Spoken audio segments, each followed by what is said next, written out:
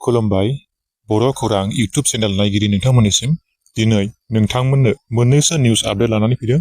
भिडिअखौ अननानै जोबजासिम नायलांदो। दिनैनि खौराङाव दङ दिल्ली मेट्र'नि गकुलपुरी स्टेशनाव मोनसे गिदिर जाब्रबथाय जादों। मिथिनाय बादिब्ला मेट्र'नि पिंक लाइन स्टेशन गकुलपुरीयाव प्लेटफर्मनि साइड वालनि मोनसे बाहागोआ बायग्रबनानै लामायाव गोग्लैदों आरो बे जाब्रबथायाव गासै 4 सुबुंफोरा जोखोम जादों होनना खौरां मोनदों आरो गासैबो जोखोम जानाय 4 सुबुंफोरखौ दायो जीटीबी देहा फाहामसालियाव थिसननाय जाबाय। पुलिस बिफाना बेबादि जाब्रबथाय जानायनि सायाव नायबिजिरगासिनो दं होनना खौरां मोननाय जादों। जिनाहारि खालामनानै जोबथेसालिनि आलासि सासे उन्दै हिनजावसाखौ जिनाहारि खालामनानै 25 बोसोरनि साजा होजाबाय सासे दुथां सुबुङा, जाय जाथाया 2021 मायथाइयावनो जानानै थांदोंमोन। साजा मोननांनाय दुथां सुबुंनि मुङा जाबाय शाहिदुल इस्लाम। गोबां बोसोरनि उनाव उन्दै हिनजावसाया बिजिरनायखौ मोनबाय। नायबिजिरनायनि गेजेरजों पस्क' बिजिरसालिया शाहिदुल इस्लामखौ 25 बोसोर जोबथेसालिनि साजा फोसावबाय।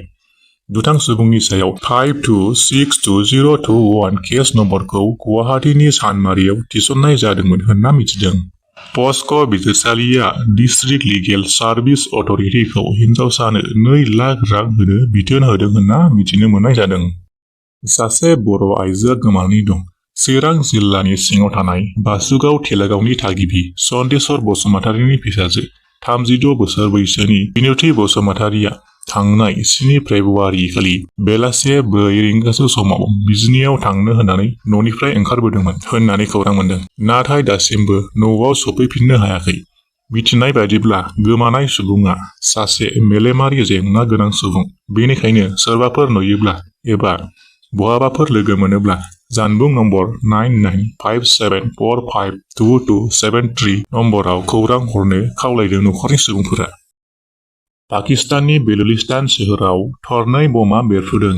बिसायख'थिखौ नोजोर होनानै बे थरनै बमाखौ बेरफ्रुहोदों होनना मिथिदों। बे थरनै बमा बेरफ्रुनायाव दासिमाव 26 साधारन सुबुंफोरा जिउ गोमाबाय आरो गोबां सुबुंफोरानो गोब्राब जोखोम जानानै दं होनना खौरां मोनदों। बिसायख'थिनि मोनाबिलि समाव पाकिस्ताननि बिसायख'थि मावख'नि साखाथियाव बे गिथावना बमा बेरफ्रुदोंमोन होननानै मिथिदों। गिबि बमा बेरफ्रुनाया खानुजा ओनसोलाव जादोंमोन आरो नैथि बमा बेरफ्रुनाया खिला थाइफुला ओनसोलाव जादोंमोन होनना मिथिदों। बिसायख'थिनि सिगां थरनै बमा बेरनायजों दायो पाकिस्तानाव दुंहाव थासारिया सोमजिबाय आरो दायो पाकिस्तान पुलिसआ गोख्रोङै नोजोर लाखिनाय जाबाय होननानै खौरां मोनदों। थांनाय 1977 मायथाइनि बायदि बांलादेशआ फिन भारताव मदद बिदों। बांलादेशनि गुबुन हादरनि मन्त्रि हासिना शेखआ दिल्लीयाव दावबायफैदोंमोन आरो भारतनि गुबुन हादरनि मन्त्रि एस जयशंकरजों लोगोसे भारतनि माहारियारि बोसोनगिरि अजित डभालजों बाथ्रा सावरायदों।